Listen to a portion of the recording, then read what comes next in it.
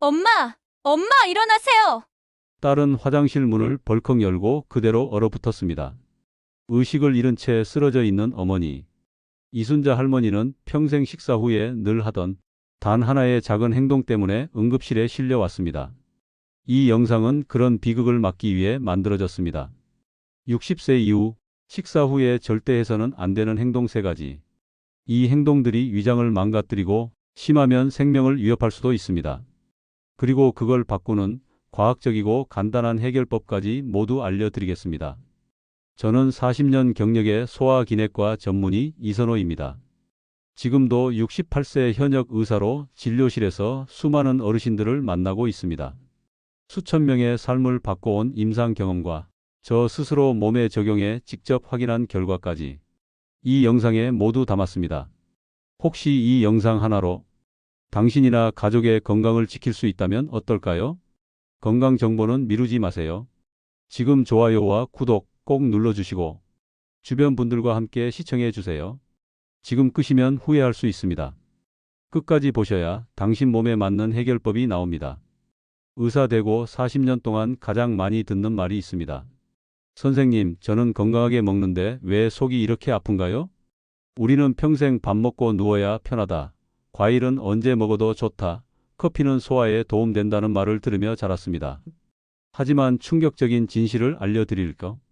60세 이상 노인의 소화기 질환 중 85%가 식사 후 잘못된 습관에서 비롯됩니다.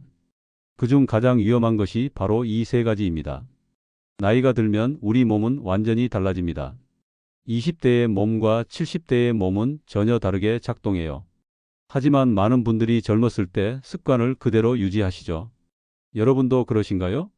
특히 충격적인 사실을 말씀드리자면 60세 이후에는 우리 몸의 회복 능력이 20대의 3분의 1 수준으로 떨어집니다. 20대에는 하루면 회복되는 손상이 60대에는 3일 이상 걸린다는 뜻이죠. 그래서 작은 손상도 쌓이고 쌓이면 큰 병이 됩니다.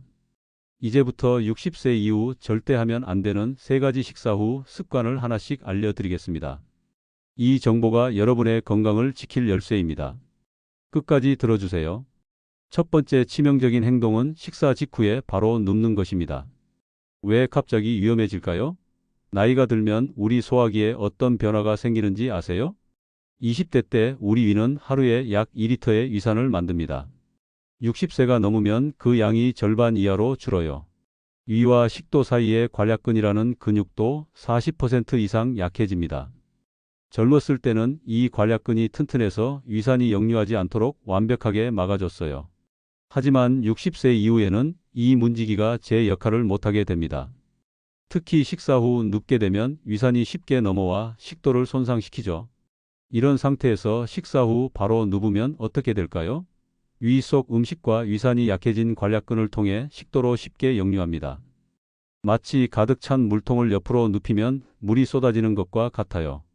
특히 위산은 자동차 배터리액과 비슷한 강한 산성입니다. 이것이 식도를 태우고 심하면 식도암까지 될 수 있어요.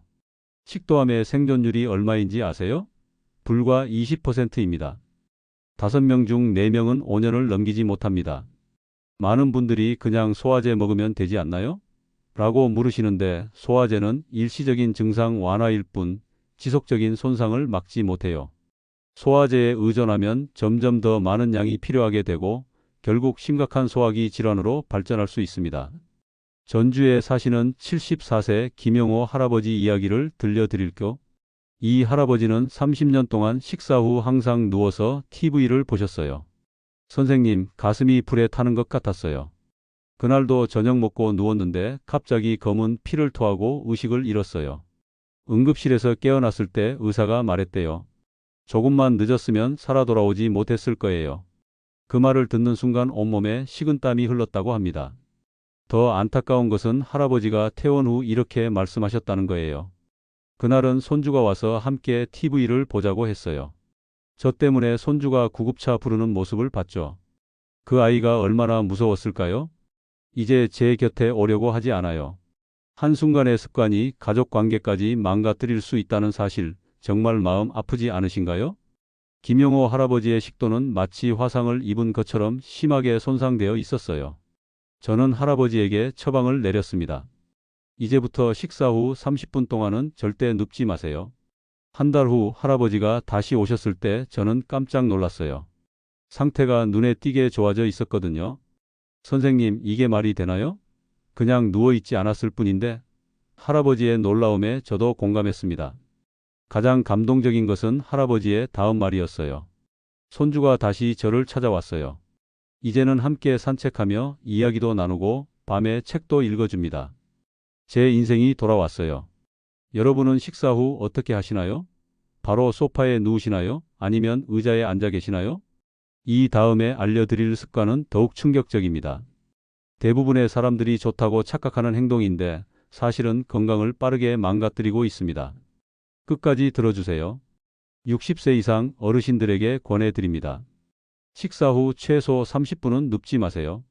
앉아 있거나 서 있거나 가볍게 걸으세요. 식사 후 할 수 있는 좋은 활동들을 알려드릴게요. 설거지하기, 집안 가볍게 정리하기, 작은 화분에 물 주기, 베란다나 마당에서 5분 걷기, 앉아서 심호흡하기 등이 있어요. 이런 간단한 활동만으로도 소화를 돕고 위산 역류를 막을 수 있습니다. 꼭 30분이나 걸어야 하나요? 라고 많은 분들이 물으세요. 꼭 걷지 않아도 돼요. 식탁에 그대로 앉아 계시거나 TV 볼 때도 등을 펴고 앉아 계시면 됩니다. 완전히 눕는 것만 피하세요. 이 작은 변화만으로도 역류성 식도염 위험이 78% 줄어듭니다. 김용호 할아버지는 이 습관을 바꾼 후 6개월 만에 약물 복용을 중단했어요. 이제는 가슴 통증 없이 건강하게 지내십니다. 식사 후 30분 절대 눕지 마세요. 목숨을 구할 수 있는 가장 간단한 습관입니다. 두 번째로 60세 이후 절대 하면 안 되는 위험한 습관은 뭘까요? 퀴즈입니다. 식사 후 뭘 먹으면 건강에 좋을까요? 1번 과일, 2번 요구르트, 3번 견과류, 4번 아무것도 먹지 않는다. 정답은 4번입니다. 식사 직후에 과일이나 단 음식을 먹는 것이 두 번째 위험한 습관입니다. 과일은 건강에 좋으니까 괜찮다고 생각하시나요? 이것이 60대 이상에게는 가장 위험한 오해 중 하나입니다. 대부분의 사람들은 평생 과일은 언제 먹어도 좋다, 식후 디저트로 과일이 좋다라는 말을 듣고 자랐어요. 하지만 이 오래된 상식이 60세 이후에는 완전히 뒤집히게 됩니다. 이제 왜 위험한지 알려드릴 내용은 잘 모르시는 분들이 많습니다. 이것 때문에 당뇨로 고생하는 분들이 너무 많아요. 50대까지는 우리 몸의 췌장이 혈당을 잘 조절할 수 있어요. 하지만 60대가 넘으면 췌장 기능이 급격히 약해집니다.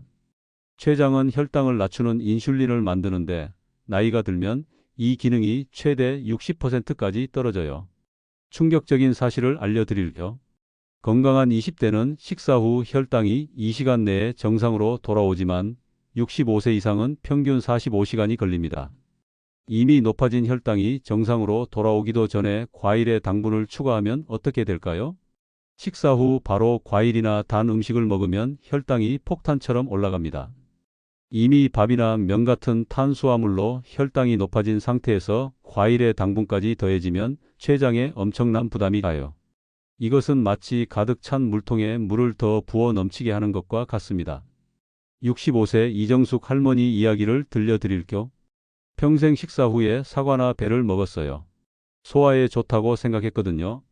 그런데 60대 중반부터 식사 후에 배가 더부룩하고 어지러움까지 생겼어요. 당뇨 전 단계 진단을 받았을 때 충격이었어요. 저는 건강한 과일만 먹었는데 이정숙 할머니의 혈당 검사 결과는 심각했어요. 췌장이 이미 많이 손상된 상태였습니다. 저는 할머니에게 식사 후 과일 섭취를 중단하고 최소 2시간의 간격을 두라고 권했어요. 처음에는 의심스러워 하셨지만 결국 습관을 바꿨습니다. 그리고 놀라운 일이 일어났어요. 3개월 만에 혈당 수치가 정상으로 돌아왔고 당뇨 전 단계에서 벗어났습니다. 소화불량과 가스 문제도 함께 사라졌어요. 선생님, 이 간단한 변화가 제 인생을 바꿨어요.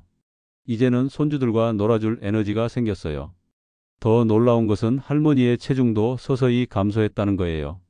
식후 과일을 중단한 후 3개월 동안 4kg가 자연스럽게 빠졌다고 합니다. 많은 어르신들이 과일을 건강식으로 생각하지만 잘못된 시간에 먹으면 오히려 체중 증가와 당뇨 위험을 높일 수 있어요. 건강과 손주, 여러분은 무엇을 선택하시겠어요? 습관 하나만 바꾸면 두 가지 모두 가질 수 있습니다. 60세 이상 어르신들에게 권해드립니다. 식사 후 즉시 과일이나 단 음식을 먹지 마세요. 최소 2시간이 지난 후에 드세요. 특히 과일 중에서도 당도가 높은 포도, 바나나, 감, 망고 등은 식사와 더 긴 간격을 두는 것이 좋습니다. 반대로 딸기, 자몽, 청사과 등은 당도가 상대적으로 낮아 조금 더 안전해요.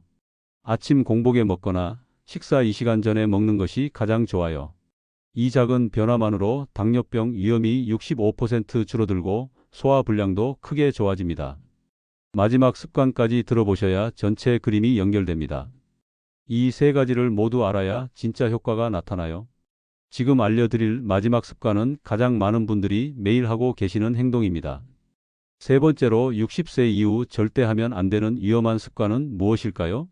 많은 분들이 식사 후 이것을 마시면 소화에 도움이 된다고 생각합니다. 하지만 실제로는 소화기를 파괴하고 영양분을 빼앗아가는 음료가 있습니다. 바로 무엇일까요? 네, 커피입니다. 식사 직후에 커피를 마시는 것은 60대 이상에게 매우 위험합니다. 소화기 전문의들 사이에서는 커피는 젊은이의 친구, 노인의 적이라는 말이 있어요. 50대까지는 우리 몸이 커피 성분을 잘 처리할 수 있지만 60세가 넘으면 간 기능과 위산 조절 능력이 크게 떨어집니다. 커피가 위장에 미치는 영향에 대한 연구에 따르면 20대는 커피를 마시고 30분 이내에 위산 분비가 정상으로 돌아오지만 65세 이상은 최대 2시간까지 위산이 과도하게 분비된다고 합니다.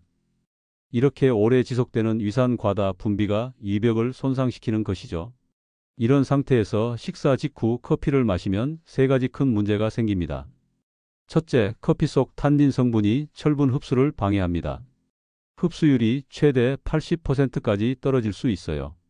특히 50세 이상 여성은 빈혈 위험이 높아집니다. 둘째, 커피는 위산 분비를 자극해요. 이미 음식으로 배가 부른 상태에서 위산이 더 나오면 위가 손상될 수 있습니다. 셋째, 커피는 장 운동을 촉진해 음식이 제대로 소화되기 전에 장으로 넘어가게 합니다. 그래서 영양분을 제대로 흡수하지 못해요. 70세 최영호 할아버지 이야기를 들려드릴게요. 평생 식사 후에 커피 한 잔이 일상이었어요. 30년 넘게 그랬죠. 그런데 70살 넘어서부터 얼굴이 창백해지고 항상 피곤했어요.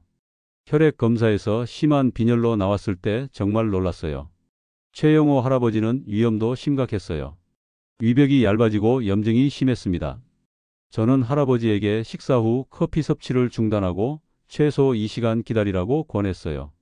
처음엔 정말 힘들었어요. 밥 먹고 커피 한 잔이 습관이었으니까요. 마치 담배 끊는 것처럼 어지럽고 두통도 있었어요. 하지만 일주일만 참았더니 괜찮아지더라고요. 한 달 만에 놀라운 변화가 일어났습니다. 얼굴에 혈색이 돌아오고 위통이 사라졌어요. 그리고 3개월 만에 빈혈 수치가 정상으로 돌아왔습니다. 커피가 나쁜 줄은 알았지만 철분까지 뺏어간다니 충격이었어요. 식사 2시간 후에 마시니 속도 편하고 힘도 나요.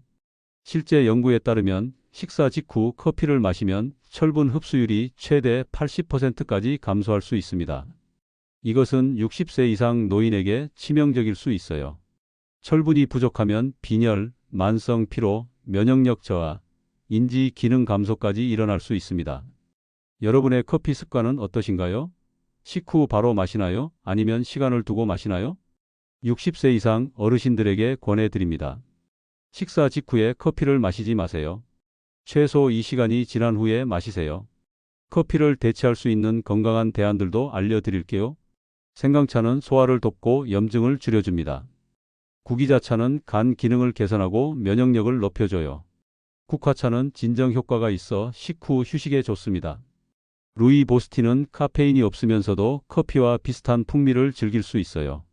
아침이나 점심 식사 30분 전 공복에 마시는 것도 좋아요. 또 식후에 커피 대신 생강차, 구기자차, 대추차 같은 몸에 좋은 차를 마시는 것도 좋습니다. 지금까지 60세 이후 절대 하면 안 되는 3가지 식사 후 습관을 살펴봤습니다. 다시 한번 정리해 드릴게요. 첫째, 식사 후 바로 눕지 마세요. 최소 30분은 앉아 있거나 가볍게 걸으세요.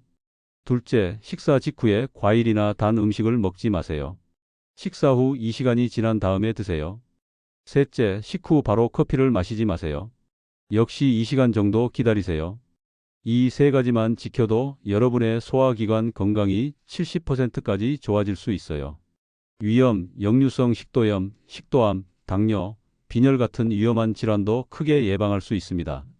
40년 의사 생활에서 저는 수천 명의 환자들이 이 세 가지 습관을 바꿔 인생이 바뀌는 것을 보았습니다. 평생 약을 달고 살던 분들이 약 없이 편안하게 식사를 즐기게 되었어요. 매일 밤 고통으로 뒤척이던 분들이 푹 자게 되었고, 병원을 떠나지 못하던 분들이 손주들과 공원을 거닐게 되었습니다. 어제 만난 78세 박순자 할머니는 늘 내 나이에 뭐라며 속쓰림을 무시했어요. 그러다 응급실에 실려왔을 때는 이미 위궤양으로 심한 출혈이 있었습니다. 할머니가 저에게 말했어요. 선생님, 내 고집 때문에 손주 돌보는 시간을 2달이나 놓쳤어요. 속 쓰린 걸 진작 말할걸? 환자의 이런 후회를 듣는 것이 의사로서 가장 가슴 아픈 순간입니다. 특히 이 세 가지 간단한 습관만 바꿨어도 예방할 수 있었던 질병이라면 더욱 그렇죠. 박순자 할머니는 퇴원 후 저의 조언을 철저히 따랐습니다. 식사 후 30분은 앉아있기, 과일은 식사 2시간 후에 먹기, 커피도 2시간 후에 마시기. 이 세 가지를 지키기 시작했어요. 그로부터 6개월 후 할머니가 진료실에 오셨을 때 저는 깜짝 놀랐습니다. 위궤양이 완전히 치유되었고 복용하던 약물도 모두 중단할 수 있었어요. 무엇보다 할머니의 얼굴에 활기가 돌아왔습니다. 선생님, 이제 매주 손주들과 공원에 가요. 그 아이들이 할머니가 젊어졌다고 말해요. 이렇게 간단한 방법으로 제 인생이 바뀔 줄 몰랐어요. 여러분의 생명은 자동차보다, 집보다, 돈보다 더 소중해요. 그런데 많은 분들이 자동차 정비는 잘 챙기면서 자기 몸 관리는 나중으로 미뤄요. 정말 아까운 일이에요. 혹시 이런 생각하시나요? 난 지금까지 별 문제 없었는데 뭘 바꿔? 74세 김정웅 할아버지도 그렇게 생각했어요. 그러다 어느 날 갑자기 검은 피를 토하고 쓰러졌어요. 의사가 말했어요. 할아버지, 이건 오래된 습관이 쌓이고 쌓여서 터진 거예요. 우리 몸은 자동차와 달라요. 자동차는 갑자기 고장 나지만 우리 몸은 조금씩 손상이 쌓여 어느 날 갑자기 무너집니다. 그러니 증상이 없더라도 60세 이후에는 이 세 가지 습관을 꼭 바꿔주세요. 습관은 쌓여요.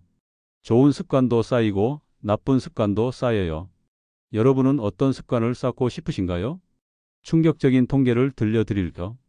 60살 이상 노인 중 30%가 소화기 질환으로 고통받고 있어요. 매년 1000명 이상이 식도암으로 돌아가시고 그중 70%는 식후 습관과 관련이 있습니다. 소화기 질환으로 소모되는 의료비가 연간 5조 원이 넘는다는 사실 알고 계셨나요? 그런데 이 중 60% 이상이 올바른 식후 습관으로 예방 가능하다고 합니다. 이게 얼마나 큰 손실인지 생각해 보세요. 이게 남의 이야기가 아니에요. 내 가족, 내 친구, 그리고 나 자신의 이야기일 수 있어요. 소화기 전문의로서 40년간 일하며 깨달은 가장 중요한 진실은 작은 습관의 변화가 인생을 바꾼다는 것입니다. 약이나 수술보다 더 효과적인 것은 매일의 작은 습관이에요. 제 환자 중 82세 김영수 할아버지는 이 세 가지 습관을 바꾼 후 이렇게 말씀하셨어요. 선생님, 80이 넘어서 새 인생을 찾았습니다. 이제 아침에 일어나면 기분이 좋고 손주들과 함께할 시간이 많아졌어요. 무엇보다 약 없이 살 수 있다는 게 얼마나 행복한지 모릅니다. 여러분도 건강한 삶을 살 자격이 있어요. 지금부터 시작하세요. 오늘 저녁 식사 후부터 이 세 가지 습관을 바꿔보세요. 그리고 그 변화를 느껴보세요. 습관을 바꾸는 건 어렵습니다. 하지만 병상에 누워 후회하는 건 훨씬 더 어렵습니다. 제가 환자들에게 항상 하는 말이 있어요. 약은 증상을 가릴 뿐 습관은 인생을 바꿉니다. 약에 의존하기보다 습관을 바꾸는 것이 진정한 치료의 시작입니다. 마지막으로 가장 중요한 질문을 드리고 싶어요. 여러분의 습관이 자녀와 손주들의 기억이 됩니다. 병원 침대에 누워 만나는 할머니로 기억되고 싶으신가요? 아니면 함께 공원을 거닐며 웃는 할머니로 기억되고 싶으신가요? 오늘 저녁 식사 후 무엇을 하실 건가요? 그 선택이 여러분의 미래를 결정합니다. 여러분 모두가 건강하고 행복한 삶을 사는 그날까지 저는 계속해서 응원하고 있을게요. 감사합니다.